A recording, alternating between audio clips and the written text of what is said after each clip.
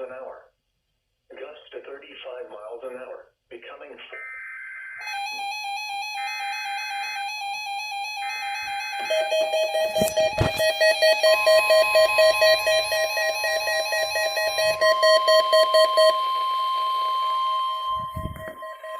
The National Weather Service in San Diego has issued a required weekly test for the following areas in extreme southwestern California: Orange County, Riverside County, San Bernardino County, San Diego County, and the coastal waters from San Mateo Point to the Mexican border and out 60 nautical miles, including San Clemente Island. A test signal was broadcast to test the public warning system.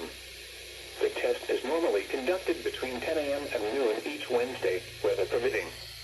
The signal was also used to test the activation and emergency readiness of the Skywire network of radio operators.